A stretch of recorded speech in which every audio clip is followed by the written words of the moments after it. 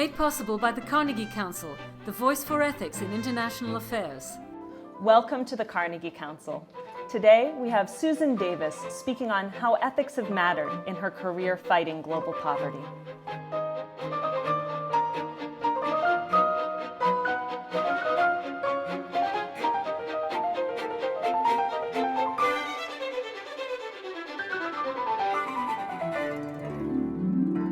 Susan Davis of BRAC USA has devoted most of her career to fighting poverty in Bangladesh and around the globe, but even she confronts ethical challenges, which she'll discuss with us today.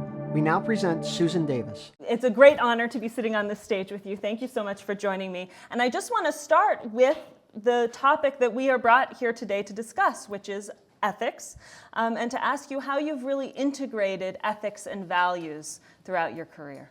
You know, in some ways, I think the ethics and values has become part of my DNA. And maybe that's true for most of us. Probably a little like muscle. You have to flex it on a daily basis in order to really develop the kind of tone and strength that's required.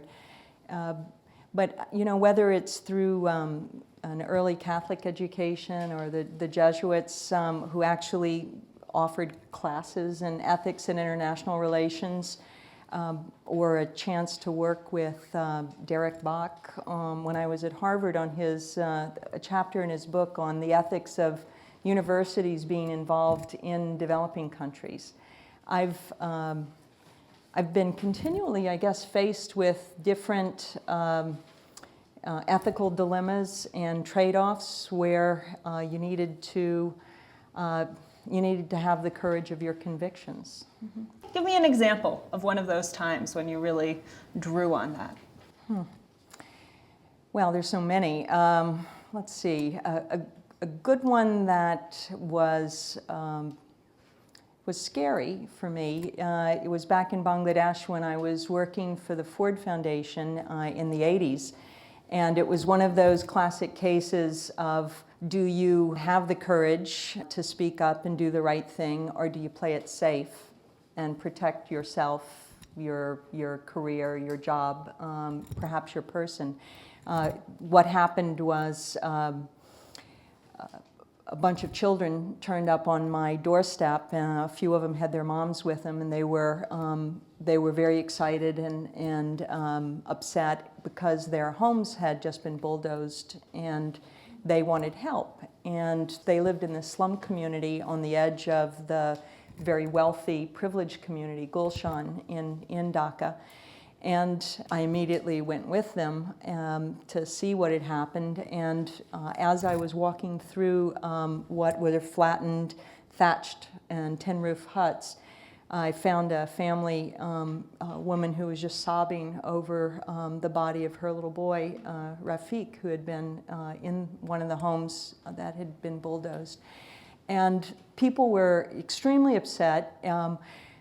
I was hearing them. I have very bad Bangla, but what I remember very sharply, these men and women were saying, you know, we're not dogs. Kukur nai, amra manush, and they were so impassioned about the indignity and injustice of what had happened. And I actually encouraged them to take and protest, to carry Rafiq's body in a procession, which they did, which ended up getting them in real trouble. And the police stole his body. This was during a military dictatorship. And I was warned not to get involved. And I went ahead and decided I needed to do something and published an article, an eyewitness account, but did it under a pseudonym. Bideshi is the name of foreigners, so did it as B. Deshi. And of course, was threatened and all, and maybe would have been removed if not for some influential help. But it was a defining moment where, under a dictatorship, as a witness to gross injustice, you know, do you play it safe or not? And I'm glad I didn't play it safe. It may not have been the wisest move, though, for for that family. In the end, I was fine, but they never got his body back. I assume you made those decisions quite quickly in the situation. Yeah. How did you go about choosing how you would act and how you would react to the situation? Well, I think you quickly have to weigh the trade-offs, right? Of is it worth it? Can your actions produce the kinds of outcomes that you think matter? I mean, I weigh these decisions every day in my life, but so do lots of folks that we work with. I mean, every microfinance group ends up making these kinds of ethical choices too, and they will decide what kinds of businesses get funded. And there are lines that get drawn around what is ethical business and what's not. Just the same way that nonprofits decide their types of money that they will accept and types that they won't. Most people who are working in healthcare won't take tobacco firm profits in order to advance healthcare. Most microfinance groups won't finance a business that's selling arms, but a lot of women will finance beer businesses, even though those very customers end up going and coming home late at night and often beating up some of their sisters in the same group. So that's created huge ethical conversation in the poor communities we work with throughout Africa, also in India. Here in New York, one of the toughest decisions was would the group, because they were divided, would they finance phone sex businesses? Very lucrative opportunity here in New York. It was extremely controversial in a center. The church women were rabidly opposed to this group that had the call numbers, and in the end it came to the board to decide. We decided against it in case we had a rash of phone sex companies that then flooded the microfinance group. But it was, it's hard because people's morality gets brought into bear, and a whole set of factors about what is equitable, what is fair, what is just, and what goals does it advance. Mm-hmm. BRAC has some interesting internal ethics floodgates. I don't know if that's the right or stopgaps measures. One is that they have an internal investigations arm. The other is that they have an ombudsperson, which is something you usually see at a media organization. So I'm curious why BRAC has decided to put those in place. Yeah. Well, for those of you who don't know BRAC, BRAC is, I think, one of the best kept secrets of a development success story. It's a homegrown institution from Bangladesh, now 40 years old, trying to defeat poverty.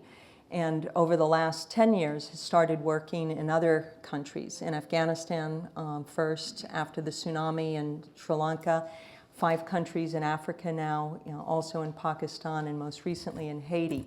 And it tries to use microfinance plus livelihood development with health and education, to human rights and legal services to help people unleash their own potential to defeat poverty. And where they can use a business model, they do. So microfinance pays for itself. They start some social enterprises so that the whole value chain can pay for itself. And where you've got aid money available, then spoon that in. And the result is hopefully institutions that have staying power and that contribute to increased wealth and prosperity and well-being for really disadvantaged communities. So because BRAC's in the business of changing mindsets and behavior, because it mainly uses women as a catalyst to try to create these changes, if you're in the business of people, of changing mindsets and behavior, you've got to figure out how to have honest interactions, transparency, accountability, prevent fraud and corruption. BRAC has the great good fortune of working in some of the most corrupt countries in the world.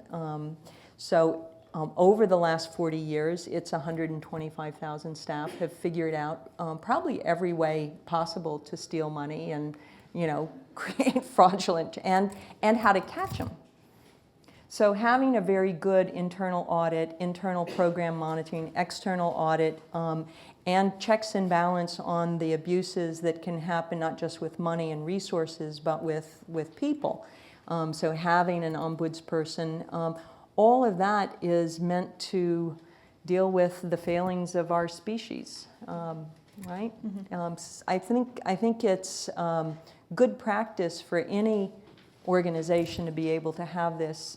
It's necessary practice for a really large organization like BRAC operating in these very complex environments.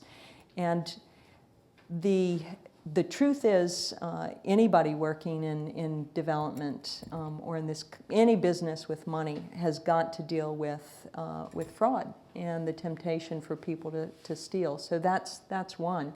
But if you're dealing with any opportunity for power, exercising power over, and you mix in a gender dynamic, then you've also got to make sure that you're putting in place really good policies to prevent sexual harassment, to prevent the kinds of abuse, and to deal with the inequality in gender dynamics. Gender and class are at the heart of BRAC's work. So, I admire very much the systems that have been put in place and their continued search to make them stronger. Mm-hmm.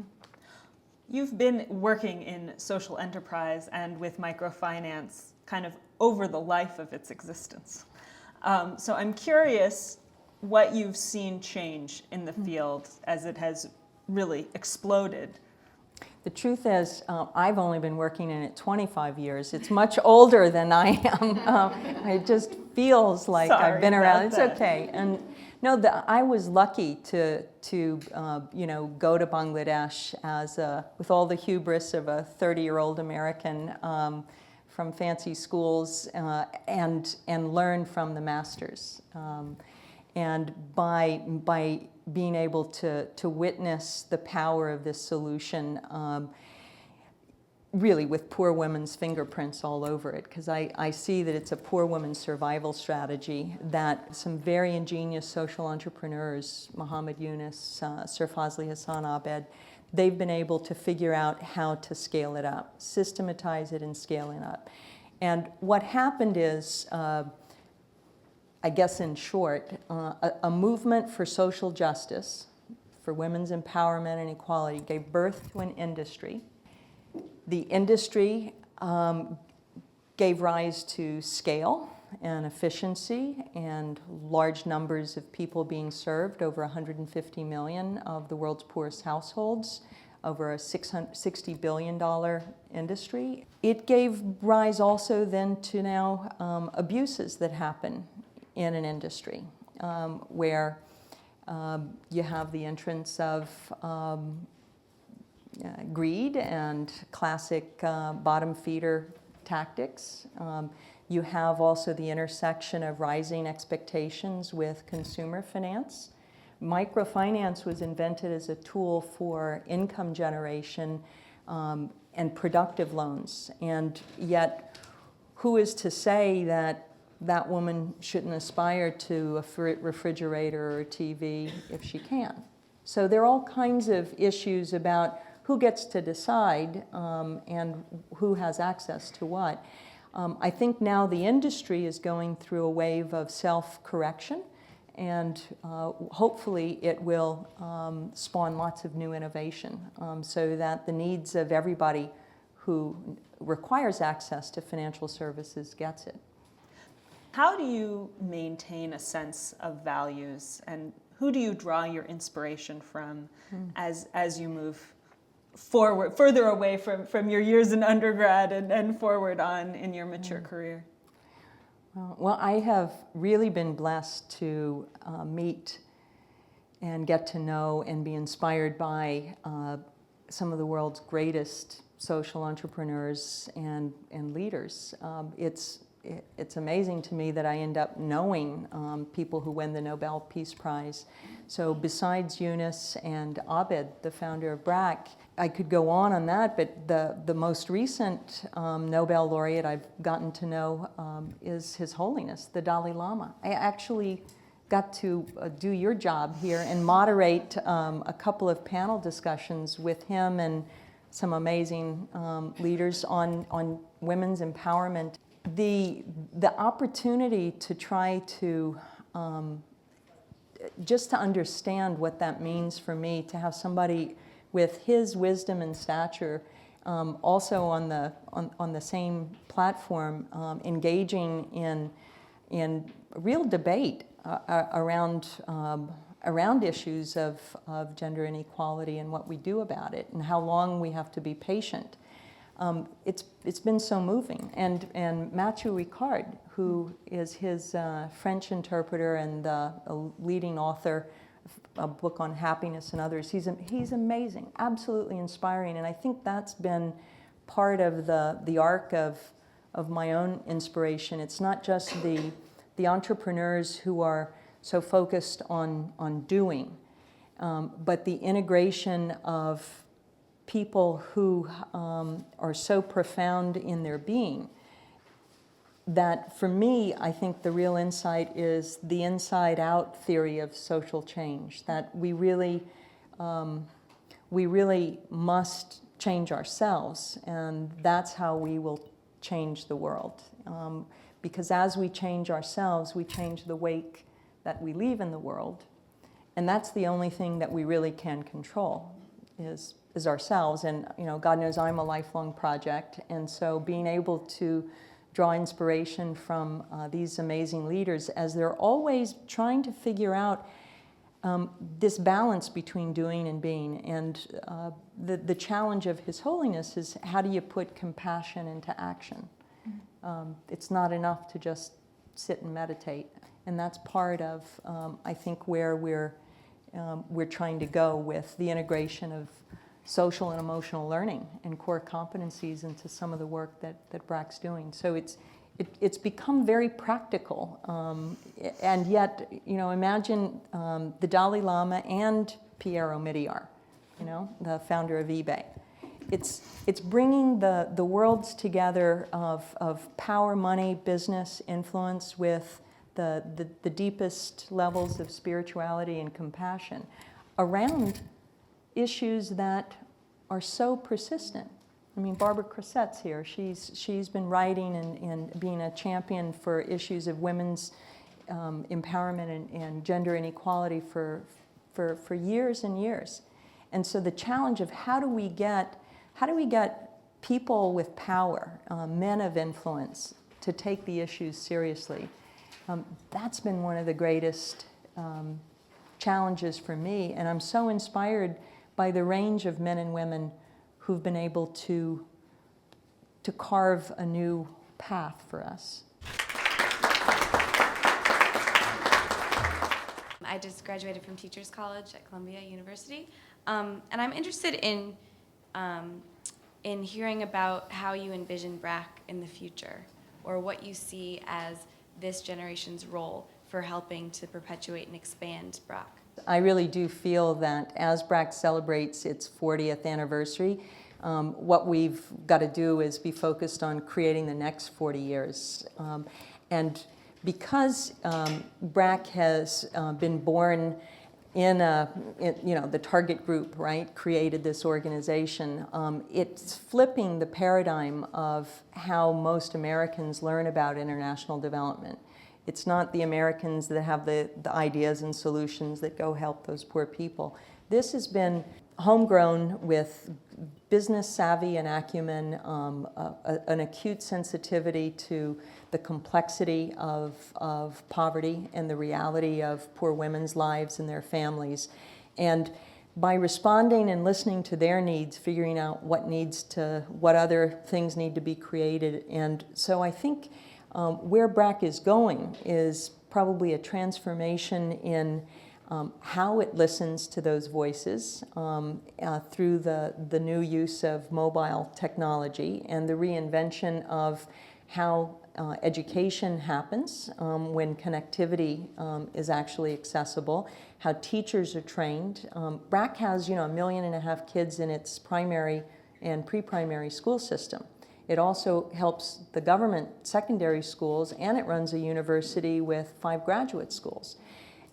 It invested in a company, a broadband company, BRACnet, in Bangladesh, precisely because it knows broadband connectivity is going to revolutionize the way education happens, and it wants to ensure poor kids and women, girls, get cut in on that action. So wired libraries are extremely important. The mobile money is going to change our whole financial services. We've just created a subsidiary of BRAC Bank, bKash, in Bangladesh, and we can't wait for the rest of our microfinance programs in Africa to learn from bKash, because Africa's changing so fast. And we've got experiments now in Sierra Leone for the first telemedicine center. We're partnering with Click Diagnostics in the slum communities in Bangladesh and soon in Uganda. Young women in our program are becoming U reporters. So I think what's happening is you're going to be able to hear directly from young people, from the communities that are helping. It's like Kiva on steroids, right? And as we bring in technology and young people from some of the best schools in this country and in Europe to work in partnership with folks in each of these countries, I think we're going to create the first truly transnational development organization that's Southern-led, but in the spirit of real collegial sharing. So we'll be able to bring the best of what our technology and our wealth and our knowledge to bear. That's my hope, at least. So I guess that means everything's going to get reinvented by you and people like you. My first question is around the experience that you have of taking the Southern-based movement and having it become a global force, because that's actually the model of the Sahana Software Foundation that started out of Sri Lanka, and they're trying to figure out how to successfully globalize.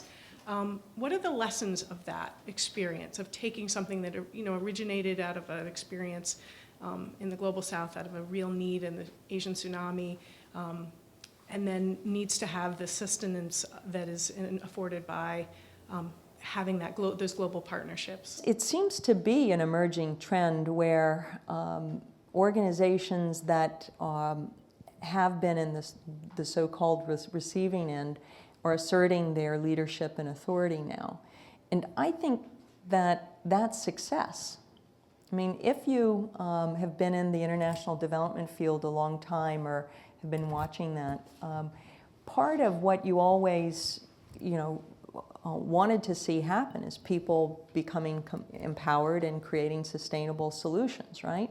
So when you actually have the assertion of leadership from a country like Sri Lanka or Bangladesh or any of the other countries where it's coming from, certainly there are a lot of Indian groups now looking to share what they know, as well as Chinese. You've got a new era of development happening. I think the key is that groups should not repeat the colonial mistakes. So a new form of neocolonialism is not welcome. I think the lessons that they learned from being at the receiving end of disempowering aid is important to bring to the table. Development's a very people-intensive business, and instead of unemployed young people being a problem, it's the greatest asset that any country has. So BRAC decides when we work in a country, we're going to work deeply. We're going to work at a national scale, and we're not going to go flag planting and work in a lot of countries. So we only work in 10, but within 2, 3, 4 years, we will become the largest development organization in that country with a national footprint, and we will become the largest employer of young high school and college educated women.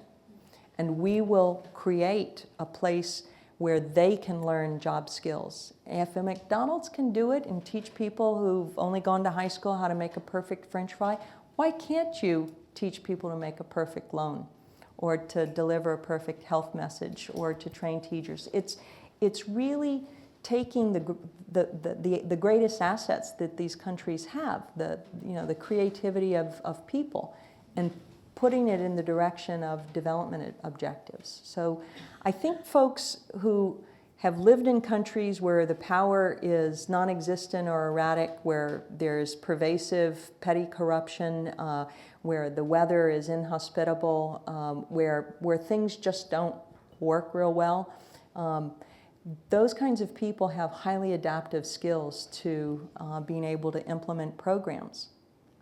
I don't know how to make things work. If my BlackBerry's not working, consider me unemployed, right? But they know. And so I want my money to back them. I want my tax dollars to back them. I think this is a cost-effective solution that builds enduring impact. Well, I think that's all we have time for, but we packed so much in. So thank you very much for that wide-ranging. Yeah. We hope this program was informative and provided some perspective on the underlying ethical issues.